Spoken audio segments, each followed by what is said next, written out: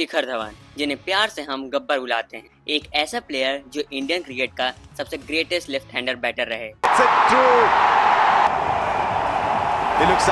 उन्होंने team India को बहुत मैचेस जिता कर दिए। 2013 के चैंपियंस ट्रॉफी में 336 रन बनाकर वो लीडिंग रन स्कोरर भी रहे थे। इसी के बाद उन्हें मिस्टर आईसीसी का नाम दे दिया जाता है।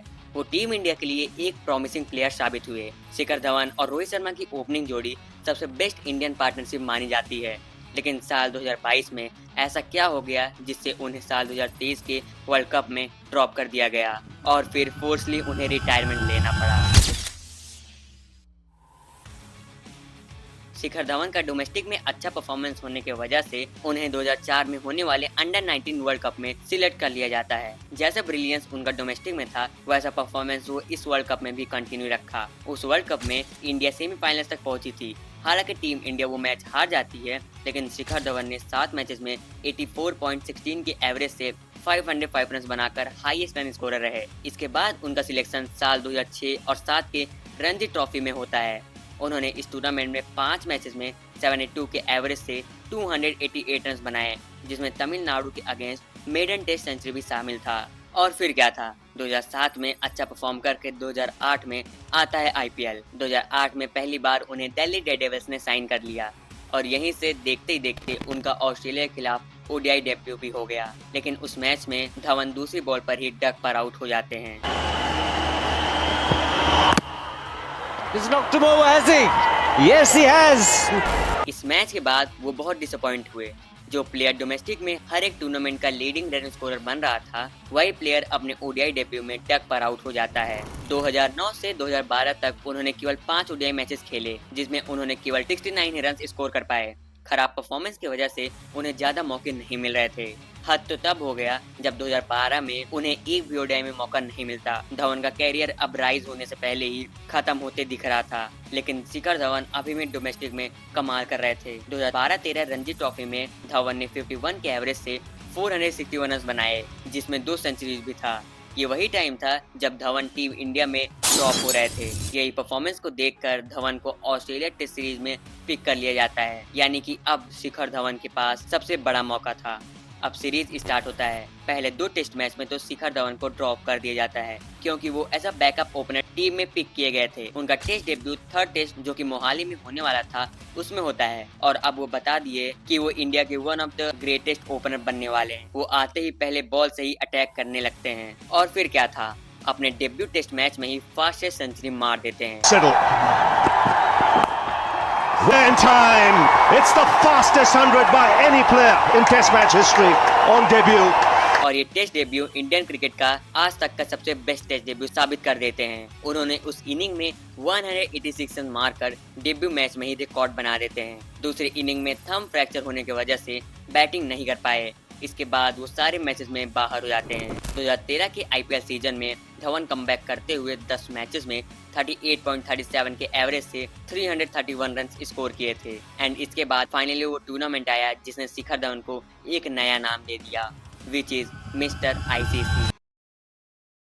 2013 में चैंपियंस ट्रॉफी स्टार्ट होता है। लिटरली इस टूर्नामेंट में शिखर धवन ने सिंगल हैंडेडली डोमिनेट किया था।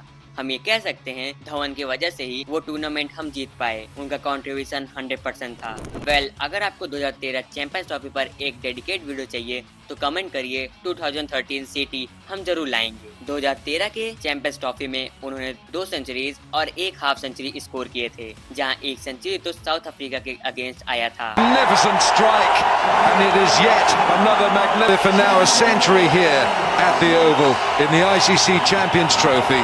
72.36 एवरेज 363 रन के साथ वो इस टूर्नामेंट के लीडिंग रन स्कोरर बने। शिखर धवन अपने पहले ही आईसीसी टूर्नामेंट में ऐसा परफॉर्म करेंगे ये किसी ने भी एक्सपेक्ट नहीं किया था। हालांकि टेस्ट में तो अच्छा परफॉर्म कर रहे थे, लेकिन ओडीआई में वो स्ट्रगल करते दिखाई दे रहे थे, इसीलिए कोई भी एक्सपेक्ट नहीं किया था। लेकिन उसके बाद भी इस टूर्नामेंट में उन्होंने आउटस्टैंडिंग परफॉर्म किए। इस चैंपियंस ट्रॉफी के बाद शिखर धवन टीम इंडिया के स्टार प्लेयर बन गए। ये वही समय था जब शिखर धवन और रोहित शर्मा की ओपनिंग जोड़ी फिक्स हो गई थी। 2013 चैंपियंस ट्रॉफी के बाद अब आता है साल 2015 का वर्ल्ड कप। इस वर्ल्ड कप में भी धवन ने 414 रन मारकर लीडिंग रन स्कोरर इंडिया के लिए बन जाते हैं। इतना ही नहीं, एक बार फिर से साउथ अफ्रीका के अगेंस्ट 137 रन स्कोर किए। अब हर बड़े टूर्नामेंट में धवन इंडिया के हाईएस्ट रन स्कोरर बनते जा रहे थे। हालांकि वो वर्ल्ड कप तो टीम इंडिया नहीं जीत पाई, लेकिन शिखर धवन अब टीम इंडिया के लिए एक इम्पोर्टेंट प्लेयर बन गए थे। इस टाइम तक इंडियन फैंस धवन को बिग मैच प्लेयर देख रहे थे। फिर 2014 में इंडिया गई साउथ अफ्रीका में ओडीआई सीरीज खेलने, जिसमें शिखर धवन का परफॉर्मेंस नहीं आता। फिर अगले सीरीज में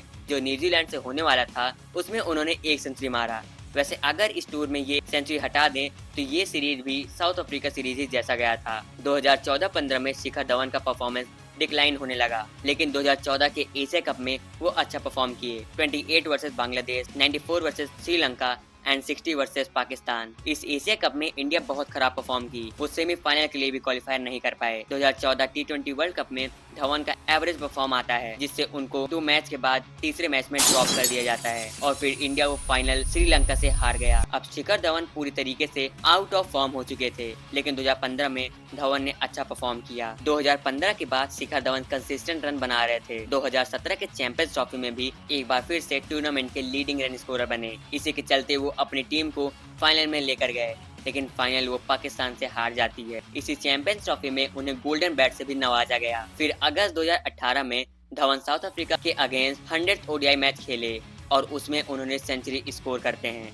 2018 के एशिया कप में भी एक बार फिर से लीडिंग रन स्कोरर रहे विद 300+ रन एंड इसी अच्छे आईसीसी टूर्नामेंट में परफॉर्म करने से उन्हें मिस्टर आईसीसी और गब्बर का टैग दे दिया गया। अब आता है 2019 का वर्ल्ड कप, जो किसी को भी नहीं पता था कि ये शिखर धवन का लास्ट आईसीसी वर्ल्ड कप होगा।